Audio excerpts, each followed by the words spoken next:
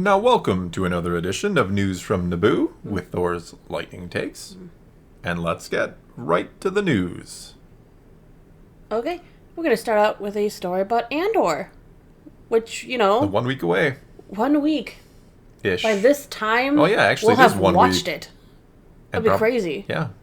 We'll know if it's been worth the wait. The world will know. Based on 3 episodes. Yeah, we won't entirely know, but we'll have a pretty good idea, I think. And then 2 weeks after that, Mando shows up? 2 weeks? You think not Episode episode 5. 2? No. Oh, you think that I think episode 2 No, Mando he's got shows up. No, episode 5, man. What if Andor is all about what happened to Grogu in the interim, between we see him in Clone Wars, during the Clone Wars time period, and then when he gets rescued by Mando? Or we see Mando's childhood.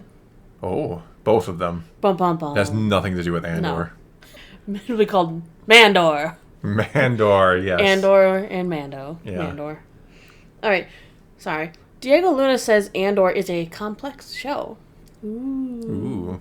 So he went on Jimmy Kimmel Live to promote Andor. During the interview, he made sure to express his gratitude to Star Wars fans at D23 and how special they made him feel. He says, "It's amazing, the energy over there. It's 7,000 people in a room. Super fans. They make you believe like everything you do is worth an applause, you know? It's a beautiful thing, the amount of love around Star Wars, you know? You come out and everyone cares about your show. It's so weird." What's weird about that? Well, maybe he's still not used to the limelight. Sure, he's not. He seems like a nice, grounded, dude.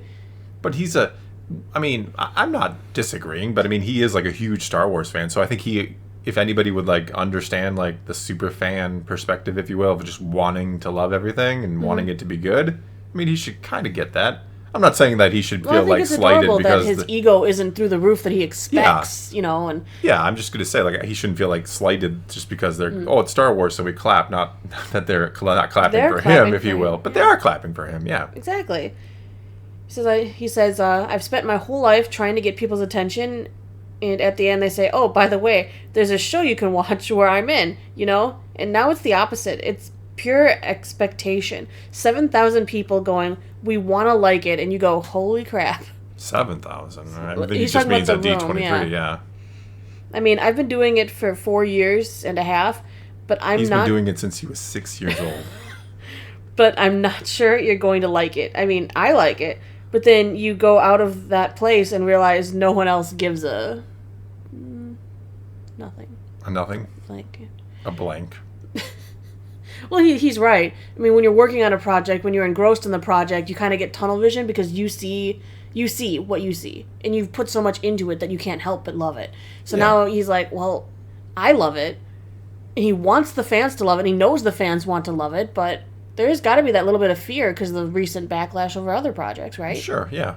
And that's kind of the trick of being, I think, an actor or a writer or anything in entertainment is you can't see it, in the unbiased way. You can't remove yourself entirely and be like, oh, this is really good, actually. If you're creating it, well, a lot of people are, kind of, insecure about their creations. I shouldn't say everybody. Art is a rough field. It is an extremely rough field because you can't, like I said, you can't see. So he's under the impression oh, this is really good, this is great, and then other people see it what? I don't see what you saw. Right, like the division that Kenobi caused. Yeah. Where there were some things in it that I thought were done very well, and there were other things in it that you stare at and you go, why? Well, why did you do this? Art is, it's mainly subjective, right? It's mainly your point of view. You can, like I said, you can see things I didn't, or you can enjoy things I don't. And again, I think, we get very objective about art a lot of the time. Right. We say very definitively, Kenobi series was horrible. Well, we can objectively look at some of the choices and, the designs and all of these things and say they're, maybe good or bad, but still at the end of the day, it could be the worst thing ever. And there are going to be people who love it and people who hate it. Right. Well, with the world of social media the way it is these days, the minute you put something out there, you've got hundreds of people, if not more, who are critiquing your work online for everyone else to critique. So instead of not everyone is forming their own opinion. Sometimes they're watching all of their favorite content creators and just going with what they say. Yeah, we talked about that yesterday. That's why I love that you always encourage people to make their own opinions. Yeah, I don't... talk. Write down in the comments. Star Wars, what is your opinion? Let's discuss. Let's talk. Let's see art in different spectrums. That's what that's what this is. No, I agree entirely. And a lot of times I think people don't understand that about me. Like, they think, oh, you hate Disney Star Wars. Like, well, there are things about it I don't like, but there are things about it that have been really good. I don't like entrench myself in a camp and then defend it at all cost. I'm open-minded. At least I try to be. I know everybody has their things. They're going to be, their staunch beliefs that are very hard to overcome. But, I think if more people at least be open-minded and try to see things from other perspectives, we'd be in a much better place than we are right now. To his credit, Jimmy Kimmel did reply that some people out there do still care, and they joked about how different Diego was treated in real life compared to an adoring audience of Star Wars fans. The actor ended the topic joking, "I want to live there." We're surrounded by everyone who loves Star Wars, of course. Well, yeah. Of course, who wouldn't want to live surrounded by their fans? Well, that can cause problems. Alright, when Kimmel asked if Andor was a show for adults and not for kids, Luna replied, it was a complex show. Which is what I would love to hear, honestly. Well, yeah. He said, I would say it's a complex show because my son loves it, my daughter loves it, so I think... Bias. Cough, cough, bias. Just kidding. So I think it's about people that want complexity. There's so many layers in the show sometimes. It brings the adventure and action that you want to see in Star Wars, but it also becomes very dark and political. It's a spy thriller. It gets very intimate into the life of these people. We have 12 episodes in this first chunk. Yeah, I think a lot of people are ready for some complexity in Star Wars. I think that was kind of the wrong message I think they got out of The Last Jedi. I think there was this impression or this thought that, oh, it's so complex that people didn't like it. That's kind of an argument I see a lot of the time in defense of that film. Like, oh, you didn't get it, and clearly you weren't ready for Star Wars to evolve. No, that's not what it was. People just didn't like the film. It was, and I think there is a desire for more complexity that you could say that film did try to go for. I do like to make funny little things in my head, like, for years, Star Wars fans kind of joke about how Chewie never got his medal, and it was a kind of huge oversight in that whole scene. But then you have Rose Tico, who's talking about the horrors of slavery and the case of these animals, and then ignores the child slave right in front of her. It's those weird moments that you just wonder, why can't they step back? Maybe they need more of a testing room whose professional job is to sit there and watch, read your scripts and go, well, why did this happen? I've said that before. You need people maybe more checks and balances in this day of deep delving reviews. You need those checks and balances so that you don't make a mistake that everyone looks at for years going, that was but dumb. Why? How did you not see? But it goes back to what we were talking about before, right? Sometimes when you're that into it, you can't step back and look at it and see, oh my goodness, that's such a huge glaring issue. Like Force Awakens, even J.J. Abrams admitted it was like the dumbest thing ever to have Chewie walk right past Leia and to Rey after Han had died. I mean, come on. But see, that he was so volumes that he admitted that it was a dumb oversight. Yeah, but he was so into the idea that, oh, well, I'm going to establish this with Rey and Leia that it just slipped his mind. And I'm not defending J.J. Abrams or that, but yeah, slipped George Lucas. Yeah, his mind gets slipped a lot apparently. But you see my point. Like, it's someone else is going to watch that and go, oh my god. But J.J. Abrams and everybody involved is so into that idea of the Rey Leia thing that they just miss it. It happens. Right. They talked also a little bit about Andor releasing 3 episodes for the premiere, and Diego kind of explained that decision. He says, it's like a film, the whole thing. It'll be like an hour, and it'll be like a film, basically, a good chunk, but also it's important for us that you get to see 3 episodes and understand what we're aiming for. It's a lot of new characters, new planets, and again, it's about spies, so there's a lot of information and complexity. It's cool.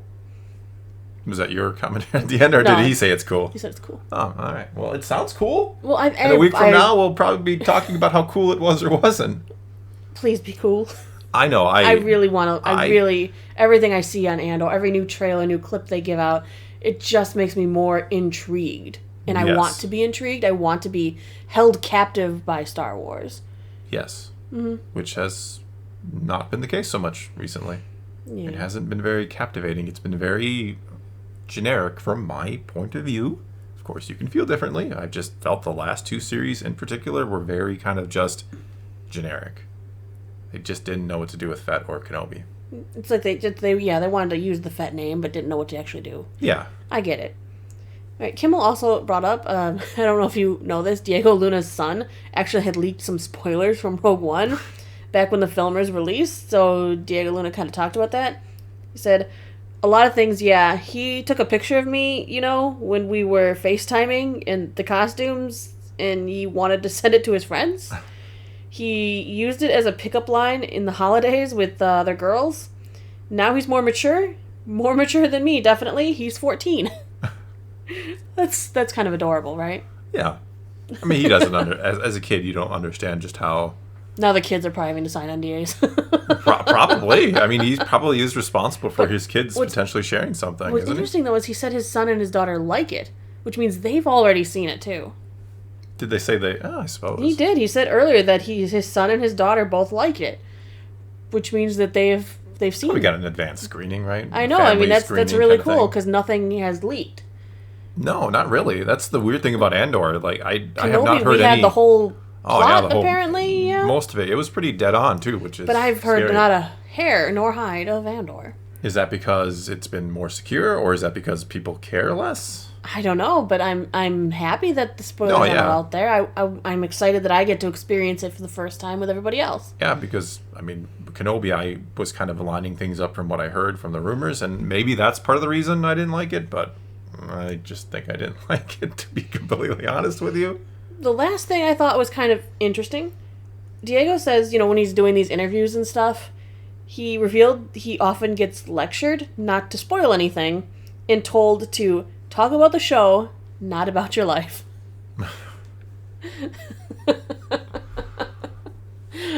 Hey, he's been in this since he was 6 years old. You'd think he'd know. Yeah, I know. I know. Overused, but it's interesting because a lot of times interviewers, they want to hear about the actors' lives, but the actors have to, and they're coached by Disney and all. And they're very much. Please talk about the show, but don't spoil anything. Just talk about the show because that's their job at this point. They're advertising the show. That's why they're out there doing the press rounds and the interviews and all that good stuff. Yeah, they're very much coached on what to say. You can tell by the interview. It's just funny. Watch them do multiple interviews. You'll hear a lot of the same things over and over. Mm-hmm. Because that's what they're allowed to tell you. Yes, they basically probably have a list of like, okay, this you can say, this you can't say. This is allowed, this is not allowed. Yeah, just talk about this, not yourself, but talk about this. It's just very interesting because I can't imagine. I would get so annoyed if every time I'm like, I'm like, oh, I'm going to do an interview. It's the 17th one I've done for the show, and they're like, remember, no spoilers and don't talk about yourself. Talk about the show. Be like, you told me that yesterday, and the day before that. I'm like, I know. I have it tattooed on my arm. Yeah. Talk about the show, not yourself. No spoilers. All right, well, that's all we got for you this time. So take to the comments below. Tell us what you thought of today's news or today's ramble, I guess. And let's talk some Star Wars. And until next time, thanks for watching.